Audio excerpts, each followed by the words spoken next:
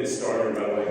Again, we've got a great group here. We've got Jessica Lautz with NAREE, Selma, Hepp with CoreLogic, Ted Jones, who I have to come to Las Vegas to see, even though he's in Houston, and Odeta Kushi with First American Financial. We're going to do like we do usually. They're going to make their presentation, and we're going to have some questions at the end, and if they start running real long, I'll back on the table with you. So you're up, Jessica. That microphone is supposed to be real sensitive. Okay, real sensitive mic. Okay, got it.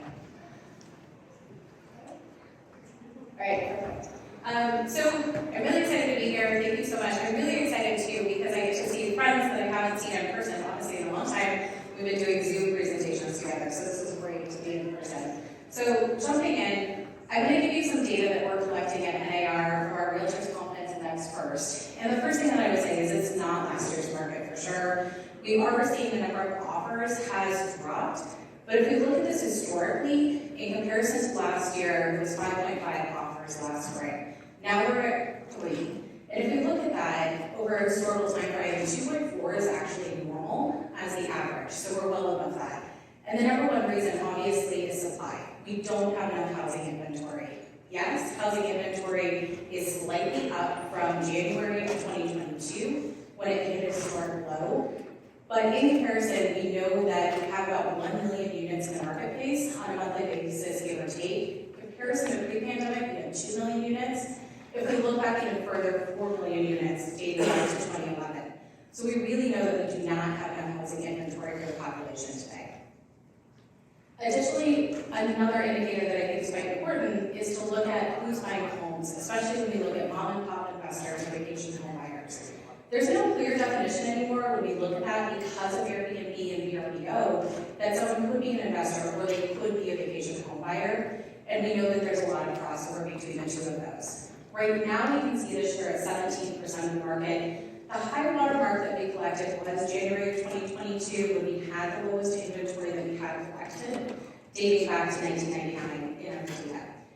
That was at 22% of the market. A lot of people jumped in and said, why don't I put that property or rent it out as a short-term or long-term rental? The other indicator that I think is quite important right now is looking at all cash buyers. They don't care about the higher interest rate. They are not wedded to that at all because they're paying cash. Right now, we see that's 28% of the home buying market are all cash buyers. If we look at who those buyers are, what we can see are some pretty interesting, but perhaps not surprising findings. Half of older boomers are actually paying cash for their next home. So retirees, perhaps, those who are in equity in the last couple of years, especially homeowners who really have been the winners as home prices have gone up tremendously. If we look at this share at 28% last month, we actually know it's more than a quarter of all home buyers are paying all cash since fall of 2022. So it's a very significant share and it seems pretty sticky at this point. If we look at this pre-pandemic, we were looking at teens. So a pretty notable growth in this year.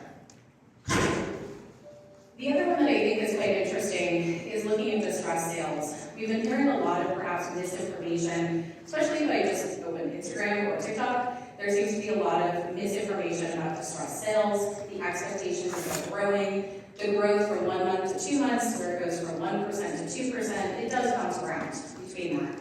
But I have to say, when we hear claims that it's going up by 100%, while that's true, that's again a numbers game from 1 to 2%. Currently, the last month's reading is at 1% of sales that realtors were working with were distressed sellers. If we look at this back in 2009, it's nearly a half of realtors who were working with a distressed seller at that time period. So we really are talking about a tremendous amount of housing equity that consumers have right now and the ability to sell for a profit. Even if something happened in that consumer's life, they likely would move into a rental situation or move in family and still leave with equity in their home. When we look at existing home sales, everything in blue and green has already happened. The red is our forecast. So as we look at this, what we can see, and I'll show you the data in a second here, but I think it's important to see the visual trend because we really can see in the green a pandemic trend that happened. People jumped into the home buying market, not surprisingly, because of low interest rate, the need for more space, the desire to be close to friends and family, and remote work, of course. And as we look at this year, we really cannot compare it to last year because of that low interest rate environment in the first half of the year, and then the rise in interest rates in the second half of the year. In comparison, home sales are expected to be down in 2023. They already are for the first half of the year already. And as we look at the data showing that to you, we do expect for year end, they will be down by about 9% for home sales activity. For home prices down as well on a nationwide scale. What I have to point out though is when we look at those home prices, in some areas of the country, we're still seeing double-digit home price growth in some areas, as migration flows pushing some buyers into those areas, seeking affordability, and all of the trends I already mentioned. The other thing that we are seeing is the softening is really in places that have tremendous home price growth. So it's not a nationwide phenomenon that we're seeing.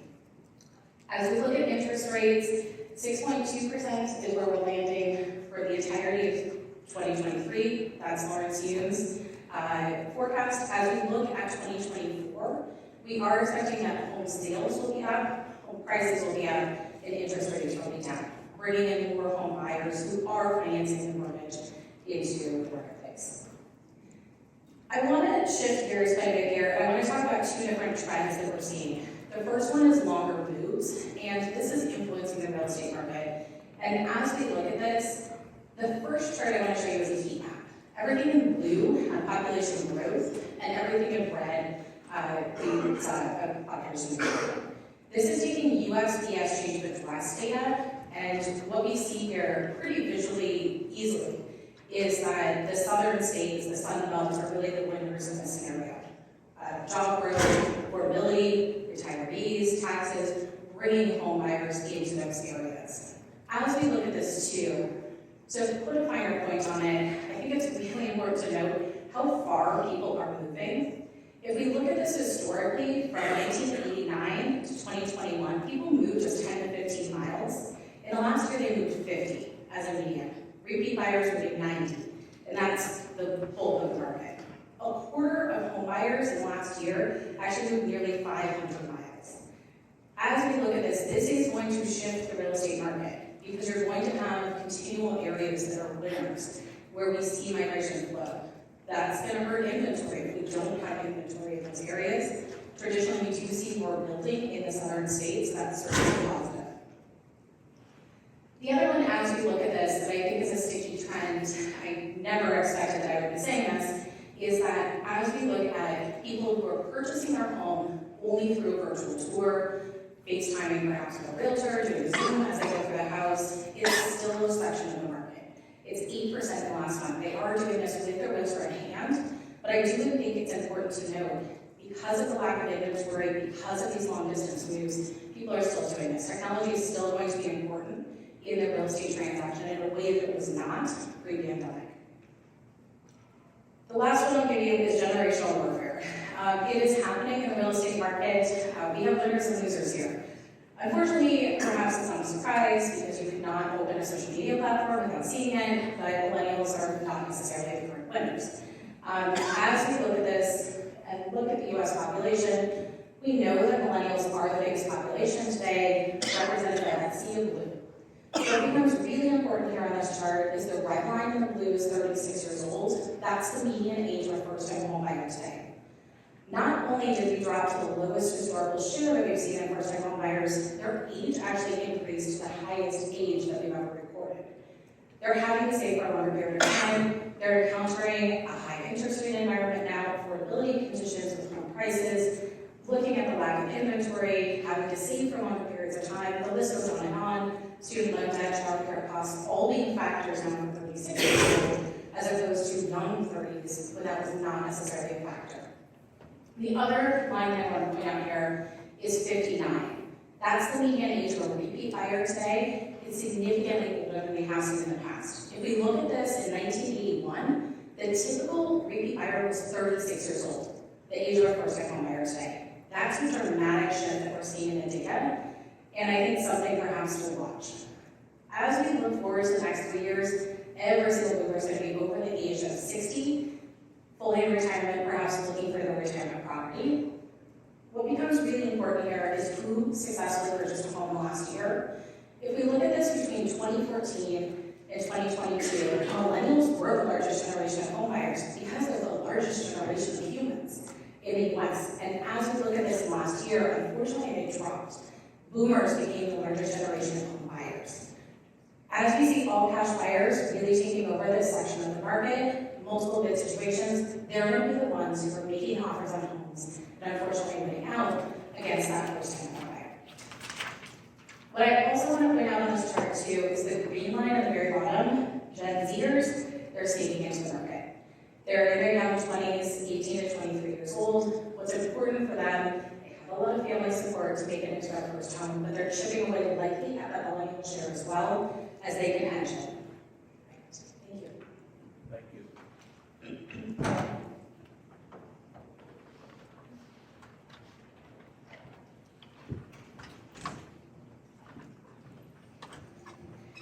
Hi, it's good to see you.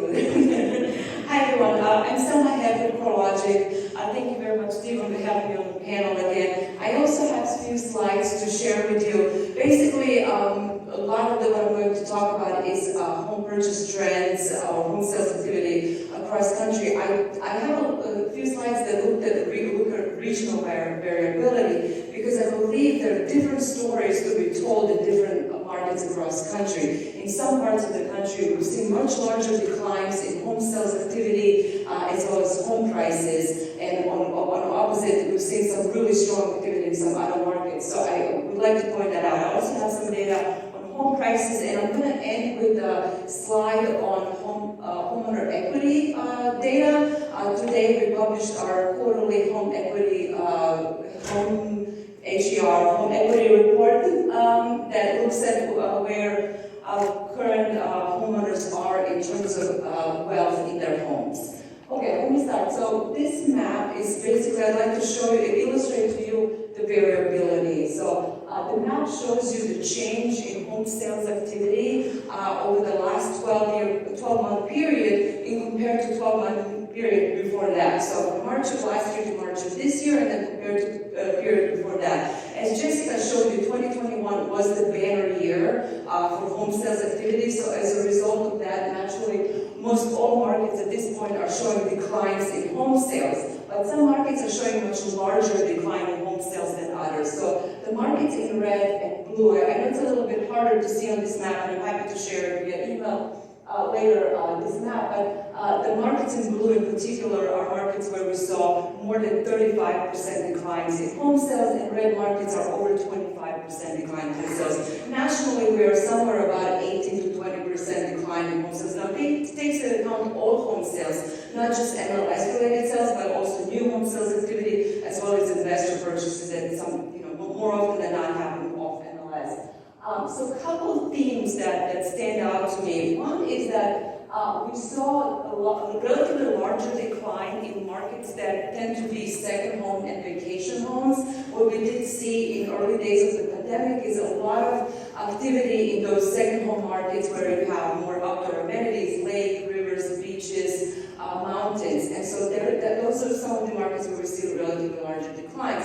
The other markets are markets that are immediately adjacent to more suburban markets, immediately adjacent to more larger urban markets, in which a lot of activity also happened in early days of the pandemic as folks were looking for more space, larger homes, more rooms, more outdoor a place to play in with their kids and just having to be stuck at home. And in those markets, we saw relatively higher home price appreciation in early days of the pandemic. So now, as a result, slowdown, lack of affordability, and slowdown in home sales. And then the third set of markets is where we simply don't have enough inventory. If you look at just over the last 6 months, the change in activity, it's mostly, larger declines have been mostly on West Coast markets, particularly California and other Mountain West markets, because there hasn't been simply enough new construction to make up for that demand that came rushing in early days of this year when the mortgage rates came down.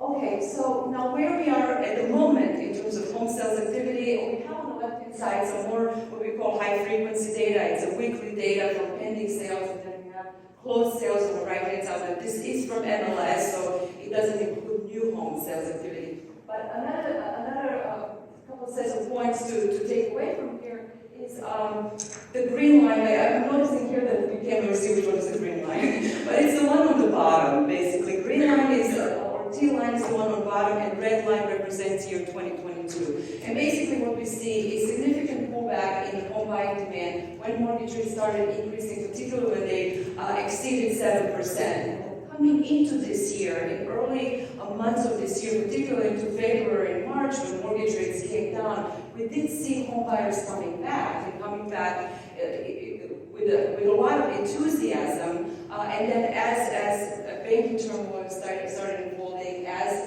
mortgage rates started increasing again, and Steve, you were mentioning looking for more certainty from us. I don't feel like we have more certainty at this point, because every day it's something new. There was debt ceiling for a really long time. So all of these factors do sideline potential home buyers. It is something that affects home buyer or consumer confidence. And so as a result of that, we see sales at this point moving only sideways. They're not increasing at the rate that they would during the spring home buying months.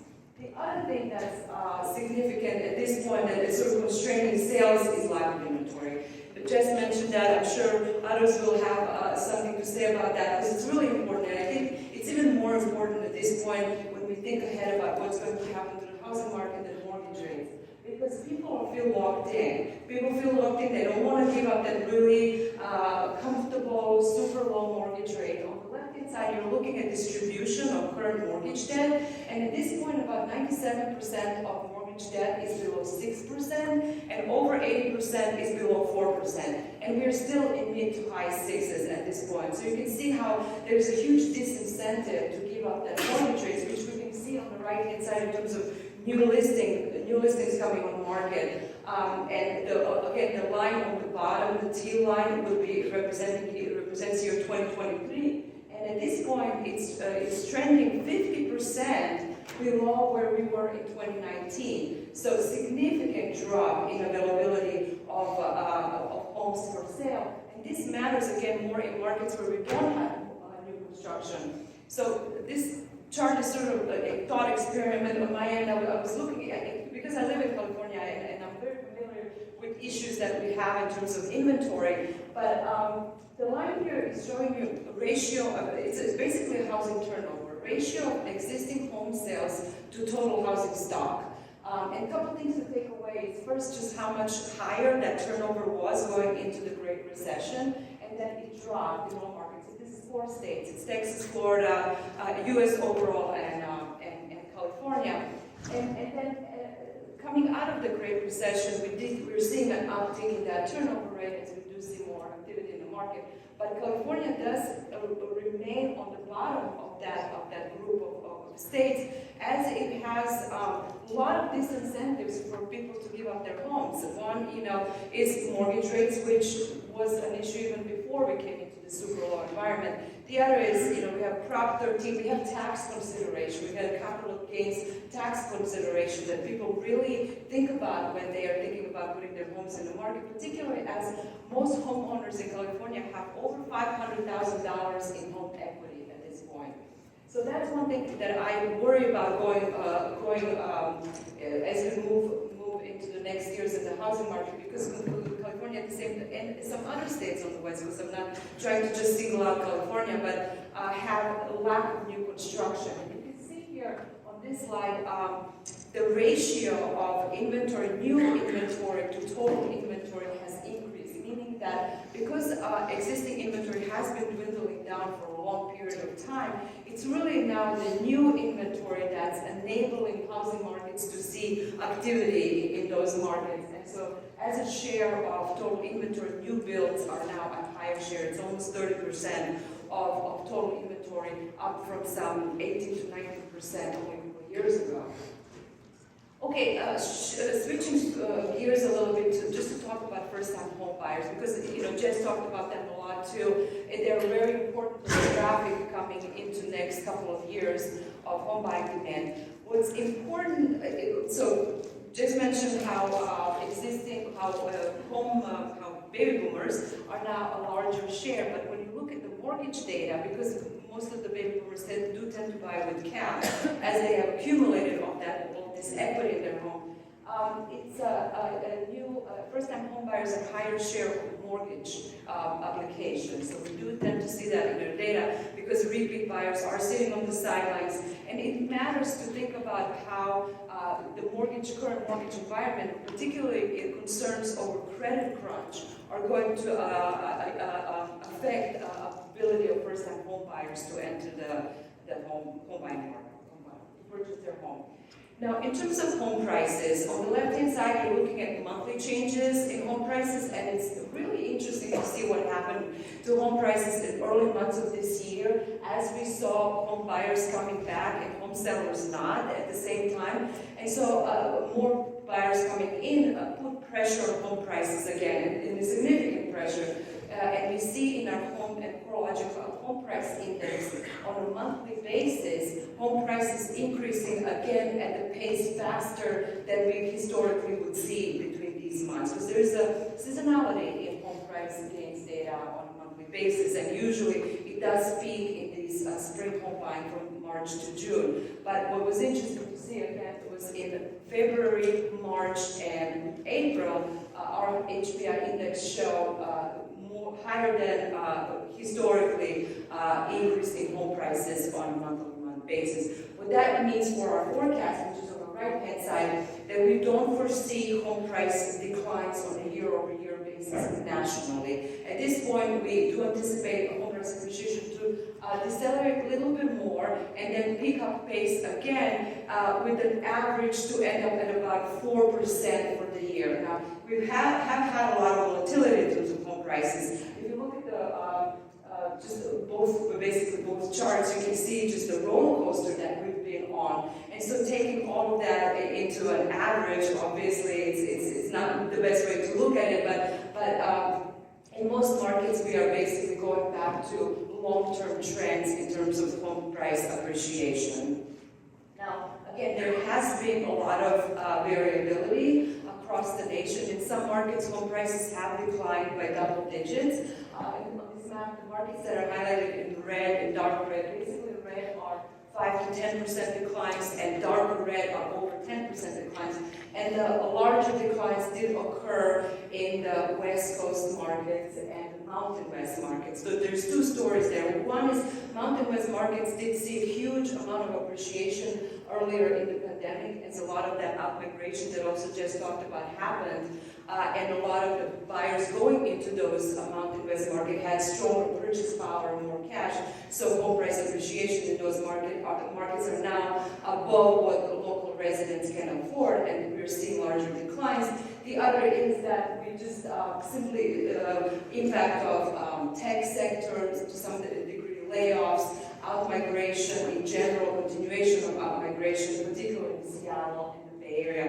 Those are the markets that sort of stand on top of the list with double-digit declines. But with home prices rebounding now, as I showed you in the previous slide, they are even rebounding in these markets that saw largest decline. So basically, at this point, we've reached that peak to trough extent of the declines that we're going to see, and that difference is shrinking once again.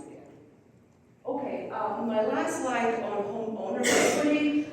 So the report that came out this morning showing basically that homeowners still do, in fact, even with the home price decline in some of the markets in the West, still have a lot of equity in their home. On average, they have about $274,000 in equity, and there is again a lot of variation across states. And even in the states that see so largest declines in home prices, homeowners still have, in California, for example, over $500,000, in Washington State over $400,000, and even in the Mountain West states, they have relatively a large, over $250,000 to $350,000 in homeowner equity. So there is a lot of cash basically to work with if those folks move from those markets and move to the other markets, and as a result of that, put pressure on home prices in those markets that they're moving to.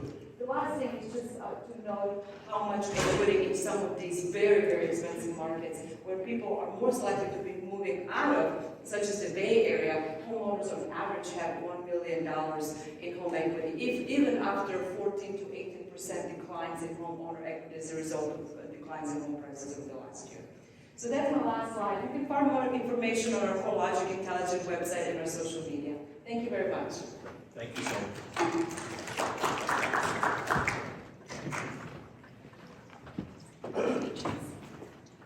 Well, good morning, Dr. Mayor Stephen. It's great to see you again, by the way. I hope we do get to talk to each other. So I was Stewart, as Chief Economist for 27 years. 2 years before that, I was Chief Economist at the State Center of Texas A&M. And I might be old school, but I have a little different perspective of what's going on in the market. And I've seen a lot of markets in the last few years. This year, my general speech topic, every speech is different. It's the good, the bad, and the ugly. And that really describes, there's a lot of good stuff out here, folks. There's some outright ugly stuff. So I'm going to do a little deviation here because energy is going to impact where our markets are going to grow. If you don't have energy, you're not going to be able to do that. So I want to show you, and we're going to talk electrons here. We need to do that. Here's where all of our energy comes from. All right? Energy Information Agency, period. Coal's a nasty product. I've appraised hundreds of thousands of tons of megawatts of coal-fired electric utilities over the years. And then you look, but it still provides a lot of energy. And, you know, it's a nasty product. You think it's a nasty product because of carbon dioxide. But remember, all coal has natural occurring radioactive materials in it. They actually say that coal-fired plants put all radioactive material in the atmosphere, they believe that all the nuclear plants come out. How about that? Or two, natural gas, my favorite fuel. Why? Because all the fossil fuels, every BTU of natural gas has less than half the carbon dioxide per BTU of energy. If we would just convert it, we could do this in 5 years, our coal-fired plants to natural gas fired, we would actually hit the Paris Accord or thereabouts.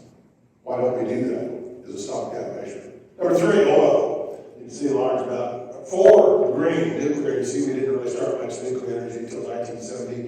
The next one up, the red one, cheapest form of electricity there is, hydro. We'll never build another hydro in the U.S. Every time you build another dam, you either kill an endangered species or you create one. You can actually see that line shrinking because we're actually breaking dams, particularly in the Pacific Northwest. We've got a couple more scheduled in the next few years. So what you think would be one of our coolest renewable forms of energy is going to be off the table. Then you can go to geothermal, but we have so little you can't see it. And then we're going to put the circle up there, and right above the red is a little tiny sliver of purple, and that's all the solar in the United States of America. Right above that orange line is all wind. We have subsidized wind and solar since 2004 to the tune of $6.7 trillion, and that's all we've got. If you think truly it will be 100% renewable energy in 27 years, I'm going to tell you that's financially and physically impossible. Above that, they call it biomass, you and I call it firewood.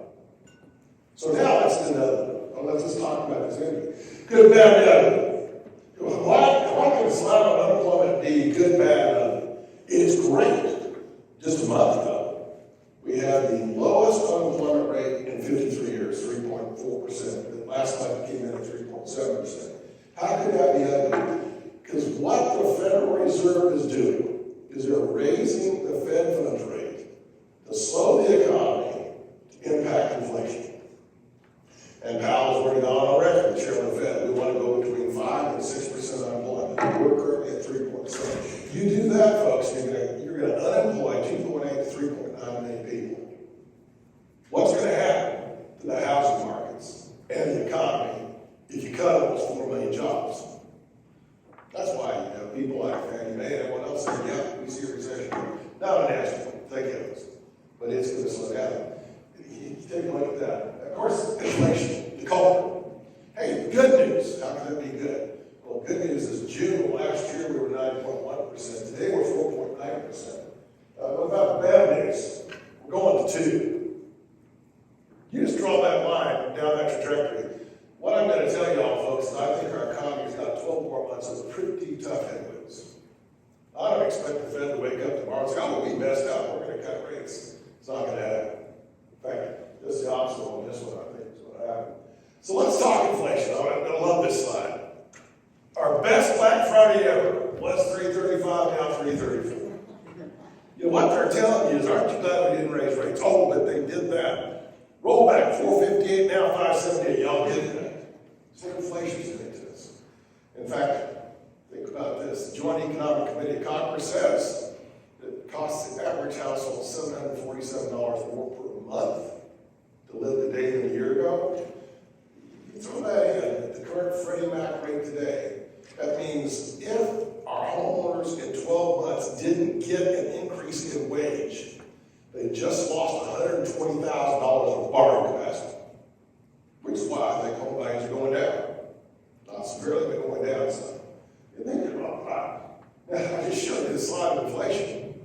Well, let me tell you though, the Fed doesn't use that slide. The Federal Reserve uses PCE, Personal Consumption Expenditure Price Index, and lo and behold, again, this is one of my tweets. I hope you all follow me on Twitter. Who's going to follow me? Anybody? Oh, I talked about economics relative, but take a look at this. A year ago, the PCA was 4.2%, it's 4.48%, and the core went up from 4.6 to 4.7. It's doing just the opposite. It's rising in the Fed's favorite gauge of inflation. So the Fed's not going to be cutting rates soon. So we're going to be looking at the rates we currently have. On this side, not the ugliest one yet, this is our credit card debt. Notice it's going since the pandemic, we paid down our credit card debt. Because part of that was we didn't have any place to go. Any place to spend it, right? And then we got all our stimulus, and we spent and spent and spent. And then we spent all our stimulus, and we continue to spend and spend and spend. And I want you to look at what our credit card debt's doing.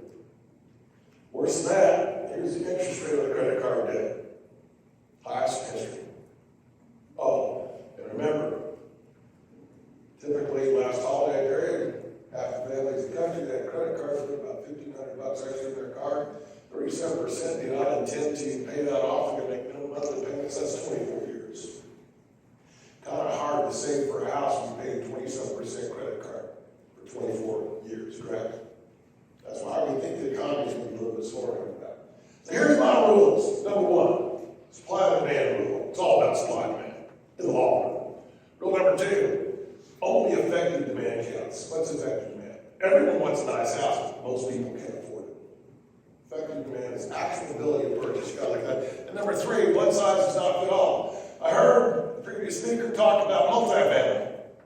Well, Class A apartments are in tough shape because we built way too many, but we haven't built B and C apartments in 20 years. So you can't just see a general one size fits all on these type of properties. Now, I want to show you how to figure out which markets are overbuilt and which markets are underbuilt. What you have up here, and you go to the Real Estate Center's website at Texas A&M, you get all this data right there, building permit, Bureau of Labor Statistics. Got the total number of dwelling units permitted the last 12 years. Apartments, condos, townhouses, mansions, everything. Also have the total number of net new jobs. I argue that you need 1.25 to 1.5 new jobs per new dwelling unit. Guys, we now, in the last 12 years, we have 1.6 jobs per new dwelling unit, which we think is spectrum on, we're anywhere from 1.2 to 4+ million houses short. Not all markets are short. You can get these data for every market in the country. So we do have gauges to take a look at that. Great slide. We have more jobs than time in history. Yeah, okay, we lost 22 million jobs in 50 days. March and April of 2020. We got all those jobs back. In fact, we got more jobs back than that. Actually, we have better jobs back because a lot of people that didn't get their jobs back are the people who could least afford to lose their jobs. They were minimum wage workers in hotels and everything else like that. We're sitting here with that. Great news. Well, for some states. This is going to show you, it's got a red box around it. These states now have more jobs than any time in history. Oh, and I want you to look at it there. Idaho, hot. For every 10 jobs they had before the pandemic, they have 11 today. Most increase in all of them. But then you look over states like Hawaii, they have fewer jobs than they had. But that's because we changed the way we do business. Those jobs never come back. Y'all check into a hotel like this? Are they cleaning your room every night? Well, not always. Not always. Kind of amazing. Oh, and then taxes. Let's talk taxes. And I want to say this. People just don't move because of taxes, but it can help influence decisions. Highest tax places in the United States of America. Number 1, New Jersey. Number 2, New York. Number 3, California. Connecticut, Baltimore, and Minnesota. Lowest taxes in the country. Oh, by the way, 1, 2, and 3 don't count because there's hardly anybody there. Lowest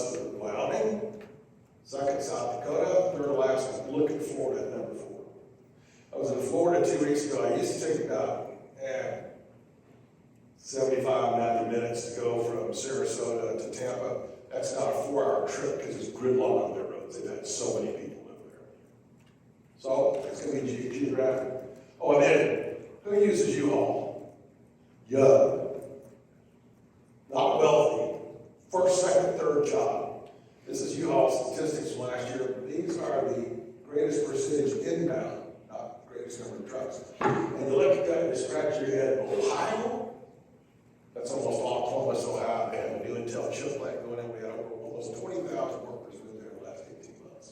Wow, young. One other thing too, when young workers move to town, if they live there and stay there, they develop their incomes. And those markets, in the long run, where these people moving to will do better economically than the rest of the country. Who thinks I'm right on that? Yeah. Oh, and then who uses, like United Van Lines? Old. Sorry, Steve. Wealthy. Corporate reloads. I want you to look at this graph because there's one major structural trend that the pandemic brought about to us that I believe we're overlooking. We used to move to big towns. We're now moving to small towns. There's only one major town on this entire top 20 inbounds, Portland, Oregon, where I spoke yesterday. Every other town on that map is a small town.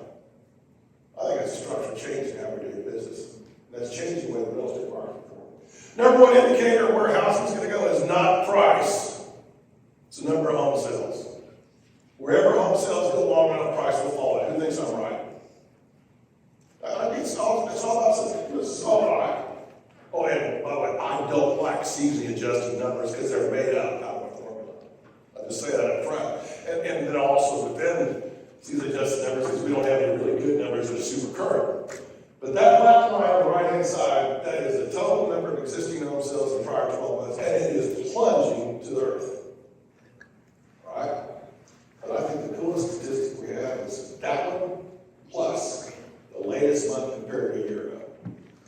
See where we're at. Is it accelerating, decelerating, what have you? I want you to notice our sales in April, we're down 27%. According to NAREE, over 12 months, down 23%. You know what that says to me? It is accelerating downwards. We're not there yet. Oh, and when I was in Portland, Oregon yesterday, their 12-month total was down 29%. Their April sales were down over 38% year over year. That's train wreck. That's not a crash. And then let's look at this one. Guys, green, the last normal year we had was 2019. Does everyone agree with that? I will never look at 2020, 21, 2022 housing sales data or commercial sales data ever again until we have the next pandemic to see what we did last time. Who thinks I'm right about that one? So let's look at 2019 and now. Let's look at the black versus green. Each of the 4 months were less than we were in 2019, and 2019 wasn't a great year to write home about. I think we got to tough 12 months in front of us, because that is not getting better. Commercial sales, got to talk about this. Last year was the second best year in history. 2021 was the best year in history. But I'd like you to look at this. And I know Costello and the guys were here from MSCI, best data that exists out there in commercial. Year over year, our sales down 59% in total commercial, but April was down 72%. Y'all realize we're not even at the bottom yet. It's crash and burn. Oh, and remember, so goes demand for commercial, so goes demand for housing, and vice versa. Am I kind of correct? There's a lot of correlation between those two markets. Last thing I'll leave you off with this, creativity. You got to be more creative in what we're going to do this. I won't one of those out there who drink hard liquor. I mean, I just want that. But I want to challenge you on creativity. And I heard that we don't have enough inventory. I'm going to disagree with that. I think that, well, Houston Association of Realtors, first realtor association in the country. I was chairman of the board there in 2004. They'd already done this before I got there, by the way. The first realtor association in the country to put a consumer-facing website that changed the way we sell homes. I think you used to have 6 months inventory just because it took people that long to see them all. You know what consumers every night now in their price range in their markets look at every new home that comes in the market without the assistance of anyone else. We used to think 6 months inventory was normal. I think 3 now, I'll tell you, I think we have a normal amount of inventory. I think we're normal. Unfortunately, we did this. We switched realtors from being free Uber drivers to really much more value-added transaction process. Creativity, folks. Thanks all very much. Madam?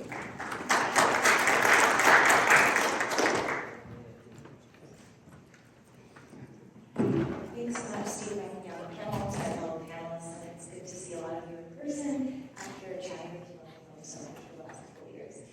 So I'm going to talk about a lot of the sort of dynamics that the other panelists have discussed, but maybe give a bit of a different angle to it, or at least show some different data. I want to start out with inflation. I know you've heard a lot about inflation over the last couple of days and also lived in this inflationary environment, but I want to sort of give some backdrop as to how the Fed is approaching inflation, because it's not just the PCE or the CPI, it's inflation in parts. When we break down inflation, it's services and it's goods, right? So services, core services makes up about 60% of the total basket of goods, and then shelter is nearly 60% of that core services. And so when we talk about mortgage rates and where mortgage rates are headed, we have to talk about inflation, where inflation is headed. And there's one positive thing from this chart for mortgage rates, and that's the shelter component of inflation. While it hasn't showed up in the CPI numbers, we know from real-time data that both rents and house prices have come down from the peak. Our data also shows a bit of a reacceleration in the last couple of months, because any seasonal uptick in demand against limited supply will bid up prices. And so we have seen a reacceleration in prices, but generally there's been this decline from the peak nationally, and that should drag that CPI number lower in the second half of this year. Now the big question mark is what happens to services ex shelter. That's really reliant on consumer spending, right? Because over the pandemic, we sat on a lot of excess savings. We weren't allowed to spend, so we were saving our money. And of course, you had the additional stimulus checks that added some more money in people's pockets. And now we're all out there, we're traveling, we're spending on hotels. There's been a lot of consumption. Now, estimates are showing that that excess savings can really last us probably through the rest of this year at the current rate of consumption. And so I do think that we should get some downward pressure on services ex shelter after this year, as well as consumers sort of pull back on spending. But we did see a reacceleration in goods inflation in the last couple of months, a lot of that being driven by used car prices. So inflation, the war against inflation is not over. My general sense is that the Fed might pause rate hikes, but I think they might get back to it in the second half of the year, because really the goal is to get to that target goal of 2%, and the Fed is willing to sacrifice employment to get to that inflation target, because inflation is so painful on consumers and the economy. All right, so we've said a lot about supply and demand. You know, some agreement that there's a shortage of inventory. So I want to show in this chart new home demand, that's new household formation, demand for homes, against new supply. That's supply of home building of existing homes, that is manufactured homes, multifamily homes, single-family homes. And this time series is showing you that from 2000 up until 2008, we were actually overbuilding relative to household formation. So we were building more homes than was needed at that time, and we built up a housing surplus up until 2008. In 2008, you can see that well, maybe you can't see because the colors are sort of tough to see, but the lines sort of flip. At that point, we started to have more demand for homes and not enough supply to meet that demand, whittling away at that surplus until about 2016, 2017, which is when we started to enter a period of housing deficit. And that housing deficit has only grown. Estimates will vary depending on methodology. You'll get a range of 2 million deficit all the way to 5 million deficit. In this chart, we're at about 2.7 million housing units short of what is necessary to meet that new demand for homes.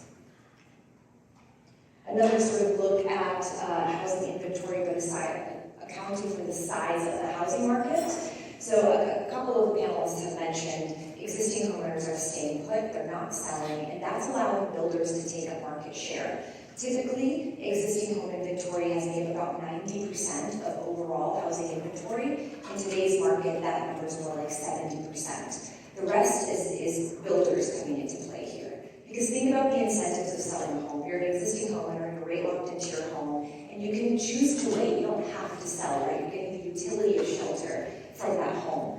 A builder needs to offload that inventory, they need to sell. And so they're offering all sorts of incentives, from price cuts to quality features. You can upgrade your refrigerator, you can upgrade your fence, what have you. And so builders are using a lot of these incentives to sell their home. We're seeing the new home market really outperform the existing home market. It has a couple of positive prints in the last couple of months. And again, that's because builders have the use of these incentives where the existing homeowner just chooses not to sell. And so in this chart, that inventory turnover number that's showing you the number of homes available for sale as a share of owner-occupied units. So we're accounting for the size of the housing market. Historically, 250 homes in every 10,000 were for sale. We hit a trough earlier last year, and so we made a little bit of progress from there, but in today's market, only 118 in every 10,000 homes are for sale. So we're near a historic low. So certainly we are facing a housing shortage from this measure. A lot of people have mentioned the stats, so I won't spend too much time on it, but 92% of existing homeowners are rate locked into their home. They have a mortgage rate below 6%. 83% of homeowners have a rate at or below 5%.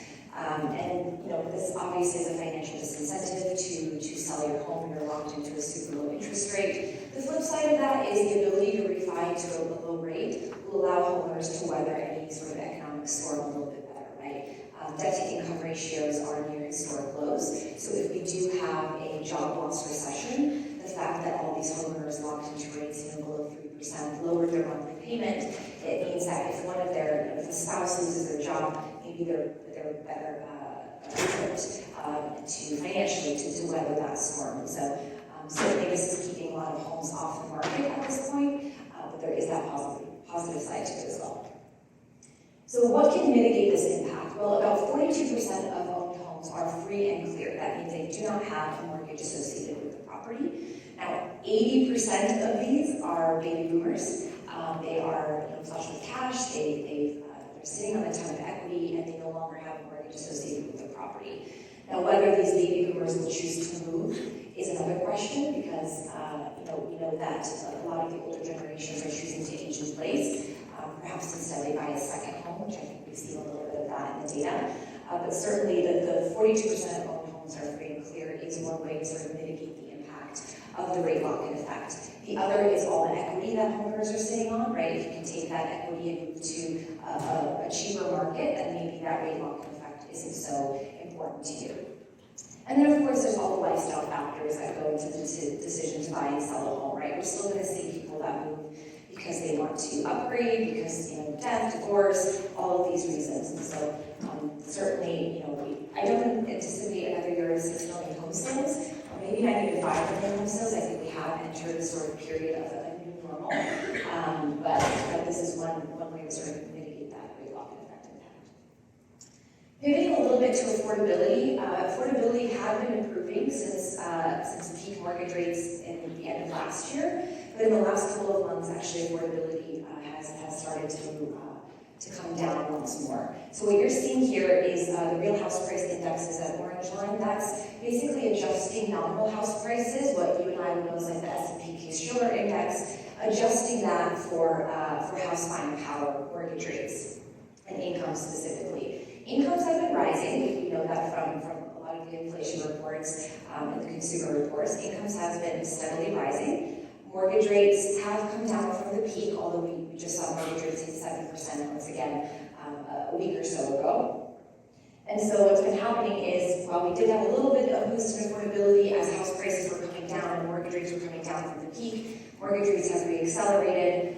Incomes have increased, but not enough to offset the impact of rising mortgage rates, and now affordability is coming down once more.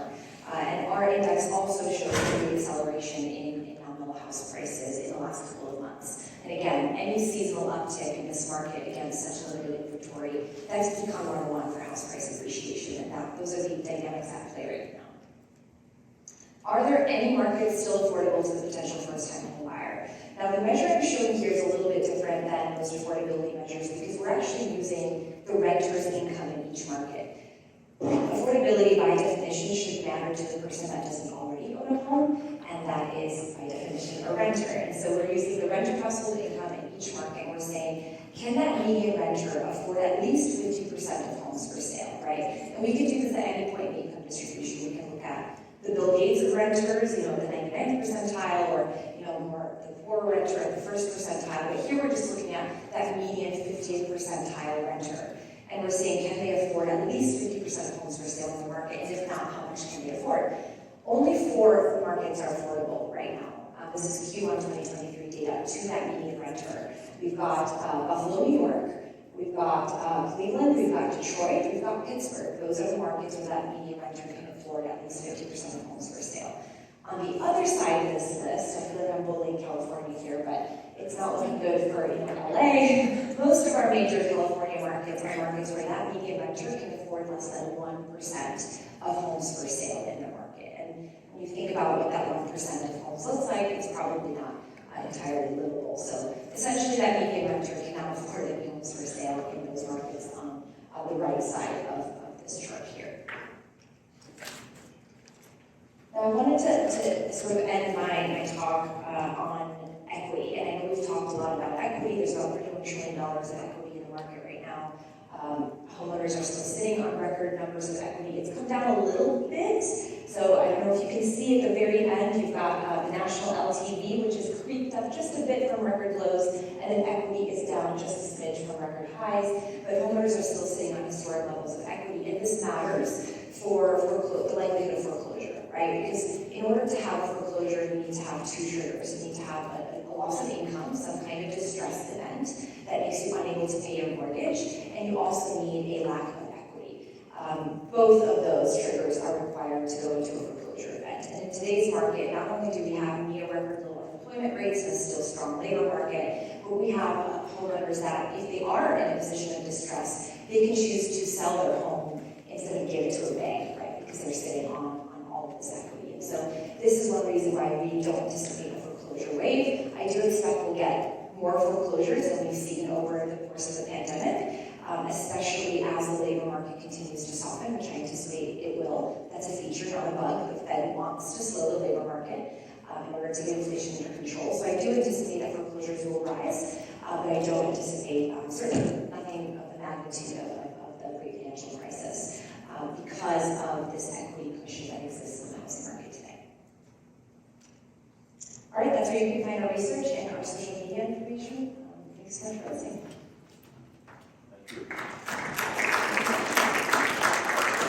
I gotta say, I still may be as confused as when we started, but the depth of the information we got this year has so far surpassed what we've got in previous of these sessions. It's really fantastic. So we've got a little bit of time before I'll shoot for a couple of 3 questions. So let's make it some good ones. I'll start right there with you, Jim. With 42% of, this is for Odeta, 42% of homeowners owning their homes free and clear. Is that high by historical standards, average? And what does that mean for the mortgage providers?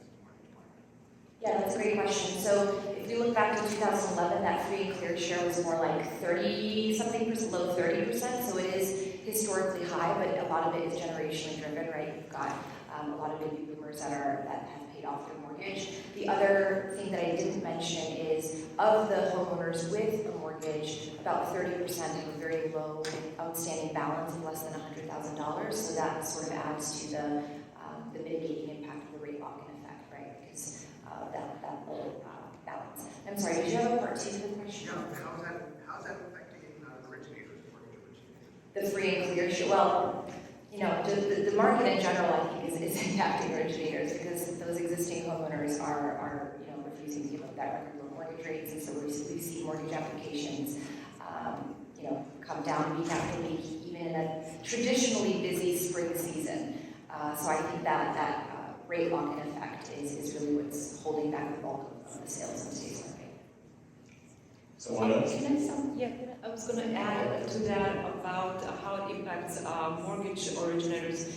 We've seen a rise in HELOC loans as a result of that, as a result of folks having a lot of equity. So HELOC origination volume is now at the highest level that it's been since 2007. So people are tapping into that equity that they have. Mortgage originators are originating those type of loans. That's what I mean. Someone else? Yes? Could you talk about the feedback loop? So some of the home price indices, rent indices, feed into the inflation number, but there's a lag effect. And so is inflation being overstated by the housing sector, or how can that be rectified? Yeah, I can jump in. So the estimate is that the shelter component within the CPI lags observed rental and house price changes by about a year. And so a lot of the sort of declines that we saw from the peak in house prices and rent are just now in the latest month report. I think we saw a little bit of a decline in that shelter component, and we'll start to see that in the second half of the year, those price declines. So there's about a 12-month lag. Someone else? Yes? There's kind of a popular theory out there that a lot of people are kind of just holding on or sheltering in place, which was mentioned. But as we all know, eventually families grow. People want larger homes. And I know that it's really tempting to say, oh, I want to hold on to this particular rate. But at a certain point in time, something gives. And I feel like we at the Mortgage Note have been trying to track this. And I'm kind of wondering, when will that dam break? Like, what do you think will be the tipping point? Because it seems like interest rates aren't going to go down. And a lot of people had theorized that if they got back into the 4s or 5s, that maybe things could kind of move forward. What do you think? I think marriage and divorce, honestly, if we look at the data traditionally, what we see is that people move because something in their life does change. Marriage, divorce, having a new child, having a new job is a big motivating factor to move. Right now, I think one of the things we have to keep in mind is that the majority of buyers today are repeat buyers, and they could be retirees. So they may not have those factors in mind. So they're moving to be close to friends and family. That's the number one motivating factor to move. I have to say what's very interesting is that we saw that before the pandemic. We saw that increase during the pandemic, but we did see it before the pandemic, and I think it's because of the age of home buyers today. They're just moving to chase the grandbaby. Yeah, and I'll add that as we move further away from that 2 and 3% environment, people will get more comfortable with mortgage rates again. I think it's been so recent that we had 3% mortgage rates. I mean, it was only sort of a year ago, a little over a year ago. So as we move further away from that, I think we'll get more activity again in the market. Someone else? We're all good. Thank you. This was great. Appreciate it. One over here. Sorry. I was curious about what you said about a balanced market no longer being about 6 months of supply. To me, that's fascinating. I'm from Houston too, or Texas, and we haven't had 6 months of supply for quite a long time. So I'm kind of curious, what does that mean? Are there certain markets where you would say it may be considered balanced to be 3 months or 4 months, or when can we really say it? And I'm curious to get the other panelists' take on that too. So, let's go back to when interest rates hit 2.65% in January of 2021. I remember at that point in time, Austin had 9 days of inventory, and Boise had 12 days of inventory. They're both hanging around that 3-month inventory right now, but both those cities' median prices year over year are down over $80,000 right now. So we got plenty of inventory for what we're selling, I think. I think technology, the way we sell it, well, look at whether it's a lender. Lender used to be, you had to kill a tree to get all the documents and sign the title company for the mortgage to do it. It's all digital, electronic right now. It's bam. In fact, Fannie Mae's and Freddie Mac's desktop underwriters, you get an answer immediately whether they're going to take that loan or not, whether it's accepted or not.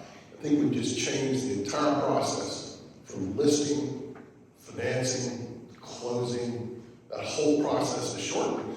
And consumers, they don't need 3 months to look at a home for sale. They get to every day see everything else they can. I think we changed. I think the new normal is 3 months, and because of technology. I could add to that. I don't necessarily know that 6 months supply is rational anymore. Certainly, we do see a shorter transaction time for sure. What I would say though is we do seem to need more inventory as far as we look at the data at affordable price points. We don't have that housing inventory. It does seem to be a nationwide problem as we look at markets. If we look at markets above $1 million, we have plenty of inventory. Markets that we see a first-time homebuyer coming into, or perhaps a retiree or a single household, we don't see that inventory. Right, and that's made worse by the fact that builders are not, they cannot financially produce or build homes at that first-time homebuyer starter home price tier. We see that in the data where, in 2019, 40% of homes being built for price below $300,000 in today's market, something like 10% of homes are priced below. So, you're not getting it through the filtering mechanism of the existing homeowner, and it's tough to find a new home at those lower price points as well. So. Just remember too, my list of rules, it has to be effective demand. Just because someone wants a home doesn't mean they have the economic means to purchase it, am I correct? So we gotta look at effective demand. I have a dog. This dog, Scruffy, thinks if he stares at something long enough, he'll get it. He's not gonna get it. Although one time, he didn't drink water for 2 days. My wife said, you gotta give it to him, so I did. But we gotta talk about effective demand on real estate. Everyone wants that really nice home. We want that low income stuff. What you said is right on the money. We just can't build at those prices with our land prices. So if you really want to start getting more of lower price homes, we need to talk to what the National Association of Home Builders has said is the #1 nemesis for affordable housing, and that is government regulations. What they claim, and I would hope every one of you would write every year when they redo this article. I think last year what they said, government regulations, and we're not talking building codes because we need building codes. That's what we're looking at. Add $80,000 to the cost of a new home today. And we could get a lot more affordability if we did some of those changes, couldn't we? One of the fastest growing demographics in the country is the older adult. These are also folks who largely have a lot of money, home equity. They want to move into places that support a lot of lead lifestyle. But there's a shortage of homes to meet that need for that aging, place-friendly home community. So why isn't the market responding to that demand? It would free up so many homes for the younger people who want to start families and need bigger homes, that are more suited to them.